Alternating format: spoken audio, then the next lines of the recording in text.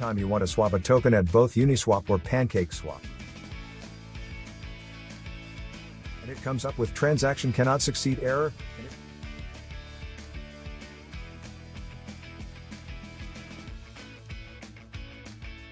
What you do next is click on the dismiss button and go to the settings on the top right corner. Now click on the setting and change the slippage tolerance percentage to about 10 to 11%.